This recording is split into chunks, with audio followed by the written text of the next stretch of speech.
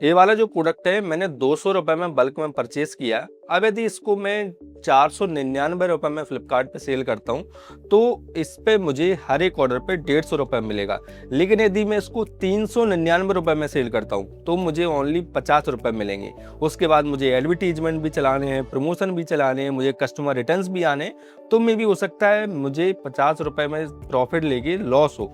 तो मुझे इस प्रोडक्ट को किस प्राइस में सेल करना चाहिए, तो आज के इस वीडियो में मैं आपको बताऊंगा कि कैसे आपको एग्जैक्ट अपनी प्रोडक्ट की सेलिंग प्राइस कैलकुलेट करनी है ताकि आपको लॉस ना हो और आपकी जो प्राइस है वो भी कॉम्पिटिटिव रहे, जिससे कि आपके ऑर्डर्स कमाने के चांस ना हो। तो आज की वीडियो काफी इंटरेस्टिंग होने वाली है, तो बिना किसी देरी के चलिए शुरू करते हैं। तो चैनल पे पहली बार आया तो सब्सक्राइब जरूर कर देना, क्योंकि इसमें यार बहुत खर्चा हो जाता है, ये सारी चीज़ें लेके आते हैं वीडियो बनाने के लिए, तो समझा करो यार, थोड़ा सब्सक्राइब कर दिया करो। ये वाली सीट जो आपको एक्सेल पे शो हो रही है, ये वाली सीट मैंने क्लाउड एआई से बनाई है, फ्लिपकार्ट सेलिंग प्राइस कैलकुलेटर। इसकी लिंक मैं डिस्क्रिप्शन में डाल दूंगा, उसके बदले में आप प्लीज़ सब्सक्राइब जरूर कर देना। तो इसमें हम सारी चीज़ें अपनी पुट करते हैं, उसके बाद हमें एग्जैक्ट प्राइस पता चल जाता है कि किस प्राइस पे हमें सेल करना चाहिए। तो सबसे पहले हम इसमें आते हैं और सबसे पहले हमसे पूछ रहा है कि हमारे प्रोडक्ट का कॉस्ट कितना है, तो मैं इस पर कॉस्ट डालूंगा 200 रुपये। उसके बाद पैकेजिंग कॉस्ट कितनी लगती है, 20 रुपये मेरी पैकेजिंग कॉस्ट लग जाती है। उस पर टेप लगाते हैं, प्रिंट निकालते हैं, कई सारी चीज़ें हमें करनी पड़ती है। इसके बाद शिपिंग कोरियर कॉस्ट, तो इसका मैं लगा लेता हूँ 80 रुपये। कई जगह 60 लगता है, कई जगह 70 लगता है, कई जगह 90 भी लग जाता है, तो 80 रुपीज़ मैं यहाँ पे कैलकुलेट करता हूँ। उसके बाद सेलिंग प्राइस हमारी कितनी है, सेलिंग प्राइस मैं इसको 499 में यहाँ पे सेल करता हूँ। अब इसके बाद आता है कैटेगरी कमीशन। अब मोस्ट ऑफ जो कैटेगरीज हैं अमेजोन फ्लिपकार्ट पे, उन पे 1000 रुपये तक के प्रोडक्ट यदि आप सेल करते हो तो उस पर 0% कमीशन कर दिया है उन लोगों ने, फ्लिपकार्ट अमेजोन ने, मीशो को देखते हुए। कमीशन यदि आपकी कैटेगरी में लग रहा है तो वो कैसे चेक करना है, इसके लिए आपको क्या करना है, आपका जो सेलर अकाउंट है उसमें लॉगिन कर लेना है। लॉगिन करने के बाद सीधा आपको जाना है पेमेंट वाले सेक्शन पर और आ जाना है पेमेंट ओवरव्यू पे, आपको क्लिक करना है। देखिए यहाँ पे आपको शो होता है परसेंटेज रेट कार्ड, इस पे आपको क्लिक करना है। इस पे क्लिक करने के बाद आपको आपकी जो प्रोडक्ट की कैटेगरी है वो यहाँ पे सर्च करनी है, तो मैं यहाँ पे बहुत सर्च करता हूँ। यहाँ पे आ गई क्लॉक एंड एसेसरीज, और इसके बाद हम क्लिक करेंगे get rate card. Get rate card को जैसे हम क्लिक करेंगे सिल्वर से सिलेक्ट होता है, इसको आपको ब्रॉन्ज पे सिलेक्ट कर लेना है। सबसे पहले आ रहा है हमारा कमीशन। देखिए ऑर्डर वैल्यू 0 से लेके 0% इन्होंने बता दिया है, लेकिन 1000 रुपये से ज़्यादा का यदि आप प्रोडक्ट सेल करते हैं तो आपको कुछ ना कुछ परसेंटेज लगता है, वो आप यहाँ पे चेक कर सकते हैं। कमीशन हमारा इसमें जैसे कि मैं 499 में सेल कर रहा हूँ तो मुझे 0 लग रहा है, बाकी का आप रेट कार्ड में देख सकते हैं, तो 0% मैंने यहाँ पे कर दिया है। इसके बाद नेक्स्ट जो हमारा लगता है वो लगता है कलेक्शन फीस, जो कि आपके ऑर्डर पेमेंट के ऊपर लगता है। यदि आपका 499 का ऑर्डर है, COD या प्रीपेड है, उसके ऊपर लगता है, अलग अलग लगता है। अब इसको भी हम देख लेते हैं, जो कि मैं रेट कार्ड में शो होगा।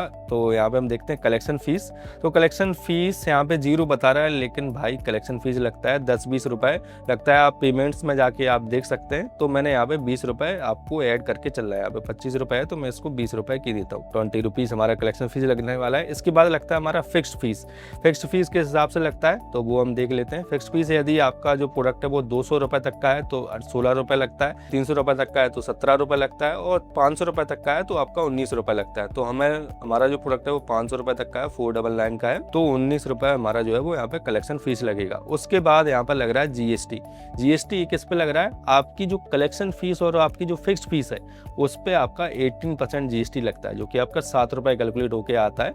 ये आपको किसी भी वीडियो में पता नहीं चलेगा, जो मैं आपको इस वीडियो में इतनी इनसाइड बता रहा हूँ, तो सब्सक्राइब जरूर कर देना। इसके बाद नेक्स्ट हमारा जो लगता है वो लगता है GST ऑन प्रोडक्ट। अब जब आप प्रोडक्ट को सेल कर रहे हैं तो उस पर आपको कुछ GST पे करना पड़ता है। आप डायरेक्टली फ्लिपकार्ट में पे नहीं करते हैं, लेकिन जब आप GST रिटर्न फाइल करवाते हैं तो वहाँ पे आपको पे करना पड़ता है, जो कि आपका कट जाता है, क्योंकि आपने पहले सेलर को जब प्रोडक्ट परचेस किया तो आपने जैसे कि 200 रुपये में आपने प्रोडक्ट को परचेस किया था, तो उस पर फॉर एग्जांपल आपने 10 रुपये GST दे दिया था, तो वो जो प्रोडक्ट है वो 210 रुपये का मुझे विद GST पड़ा था। उसके बाद मैं इसको 500 रुपये में सेल कर रहा हूँ, तो 500 रुपये पे जो मेरा GST लगता है फॉर एग्जाम्पल 50 रुपये लगता है, तो मुझे GST कितना पे करना है, 50 रुपये, लेकिन मैं 10 रुपये ऑलरेडी पे कर चुका हूँ। तो एक्चुअल में जो मैं GST पे करूंगा वो करूंगा मैं 40 रुपये। तो इस तरीके से GST का कुछ कैलकुलेशन होता है। तो यहाँ पे मैं लगा लेता हूँ 18% जो जीएसटी है वो यहाँ पे हमें लगने वाला है। उसके बाद कस्टमर रिटर्न 5% इसमें डाला है, 5% नहीं होता है, इसको हमें ऑलवेज 15% रखना है। आप सेफ साइड लेके चलिए, max to max 15% customer return और कोरियर रिटर्न सारे मिला के आपके आ जाते हैं और सारा लॉस आपका इसमें कवर हो जाएगा। इसके बाद रिटर्न हैंडलिंग कॉस्ट, इसको मैं 0 की देता हूँ क्योंकि 15% में हमने सारा सब कुछ ले लिया है। इसके बाद हम एडवर्टीजमेंट एंड प्रमोशन भी चलाते हैं, 10% जो खर्चा है वो हमारा एडवर्टीजमेंट प्रमोशन पर तो होता ही है, तो वो मैं यहाँ पे ऐड की देता हूँ। इसके बाद नीचे जैसे हम आते हैं तो देखिए हमारा प्रोडक्ट कॉस्ट हो गया 200 रुपये, पैकेजिंग कॉस्ट 20 रुपये, शिपिंग कॉस्ट 80 रुपये और कमीशन हमारा कोई लग नहीं रहा है और कलेक्शन फीस हमारे 20 रुपये, फिक्स्ड फीस 19 रुपये। उसके बाद जीएसटी जो हमारा लग रहा है फीस पे वो 7 रुपये लग रहा है, एडवर्टीजमेंट प्रमोशन 49 रुपये हमारा खर्च हो रहा है और सारा सब कुछ जोड़ के हमारा जो कॉस्ट आ रहा है वो आ रहा है 395 रुपये। तो हमारा जो नेट प्रॉफिट हो रहा है 499 रुपये में वो हो रहा है 100 रुपये, 103 रुपये लगभग मुझे नेट प्रॉफिट हो रहा है, 20% मेरा नेट मार्जिन है। यदि मैं इस प्रोडक्ट को 499 की जगह यदि मैं इसको 399 रुपये में सेल करता हूँ तो मुझे जो प्रॉफिट होगा वो होगा ओनली 13 रुपये। तो ये सारी चीज़ें जो है वो आपको कैलकुलेट कर लेनी है। तो इस शीट के थ्रू आप इजीली अपनी जो सेलिंग प्राइस है और एग्जैक्ट प्रॉफिट जो है वो आप कैलकुलेट कर सकते हैं। इसका लिंक मैं डिस्क्रिप्शन में डाल दूंगा, वहाँ से आप डाउनलोड कर सकते हैं। कोई भी कन्फ्यूजन होता है आपको तो आप मुझे कमेंट कर सकते हैं, मैं हर एक कमेंट का जवाब ज़रूर देता हूँ। और सब्सक्राइब करना ना भूलें। मिलते हैं अगली वीडियो में। Keep selling, stay awesome.